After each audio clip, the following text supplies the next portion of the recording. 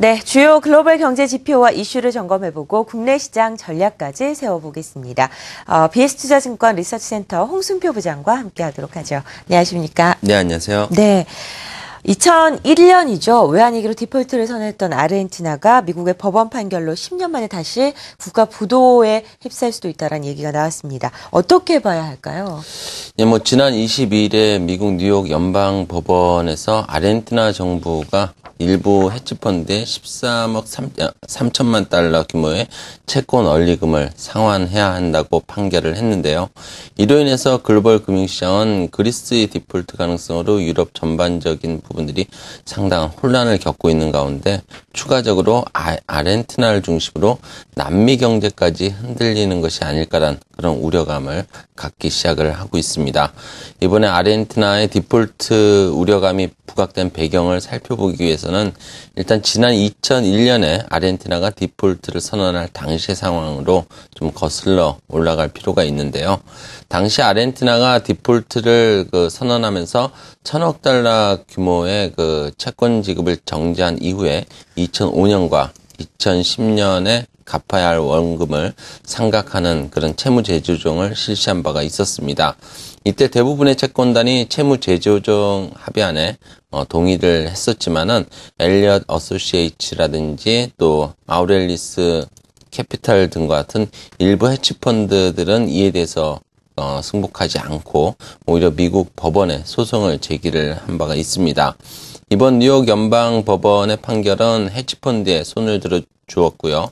이와 동시에 이들 업체에 대한 원리금을 상환하기 전까지는 채무 재조정을 합의한 다른 채권자들에게도 돈을 지급할 수 없다고 결정함에 따라서 아르헨티나의 디폴트 리스크가 다시 글로벌 금융시장의 수면 위로 부각되기 시작한 것이라고 볼 수 있습니다.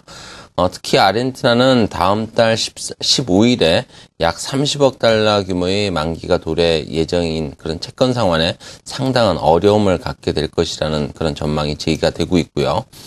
일단 이로 인해서 지난 10월에 대략 900bp 정도의 준했던 아르헨티나 CDS 프리미엄은 지난 11월 22일에는 2,450bp로 급등하면서 아르헨티나의 디폴트 리스크의 확대 가능성 이런 부분들을 현재 반영을 하고 있는 상황입니다. 네, 국가 부도 위험이 커져가고 있는 아르헨티나 실제적으로 디폴트를 맞을 가능성에 대해서는 어떻게 보시나요?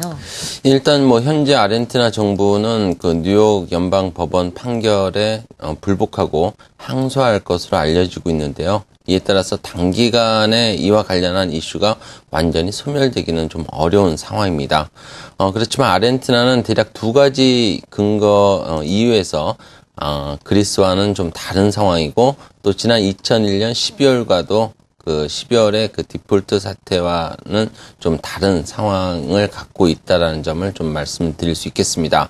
우선 현재 아르헨티나는 지난 2001년에 비해서 경제 체력이 분명히 좀 더 강한 그런 모습을 보여주고 있는 상황입니다.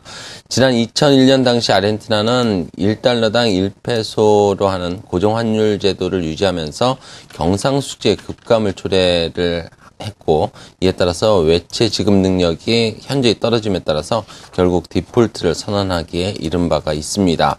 그렇지만 현재 아르헨티나의 경상수지는 양호한 수준이고 더불어서 아르헨티나의 경제 파국의 주요 요인이었던 고정환율 제도도 현재는 폐지된 상황이기 때문에 다시 디폴트로 갈 가능성은 상대적으로 낮다라고 말씀드릴 수 있겠습니다.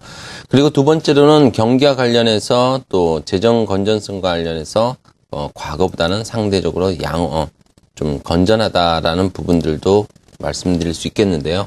현재 아르헨티나 경제 성장률에 대한 컨센서스를 보게 되면은 올해 2분기를 저점으로 성장세를 강화할 것으로 전망이 되고 있고요.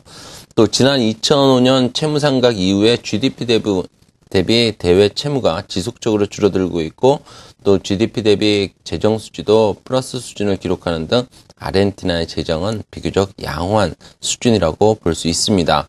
물론 아르헨티나의 디폴트 리스크가 여타 남미 국가들로 전이될 가능성을 무시할 수 없기 때문에 글로벌 금융시장에 리스크로 작용할 가능성 여전히 배제할 수는 없겠는데요.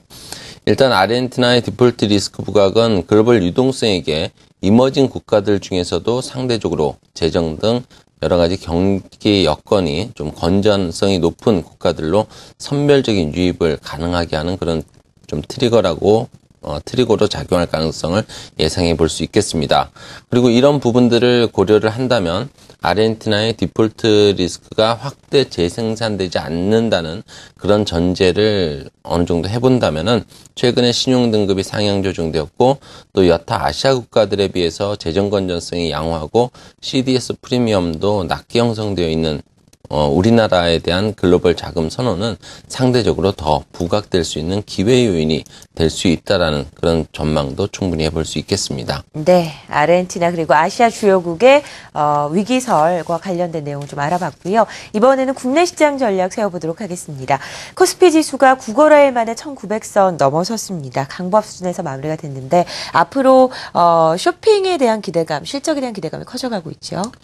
예, 미국의 블랙 프라이데이를 맞이해서 소매 매출이 크게 는 것으로 외신에서 전해지고 있는데요. 이에 힘입어서 미국 증시도 오전장으로 마감되긴 했지만은 1% 이상 상승을 했습니다.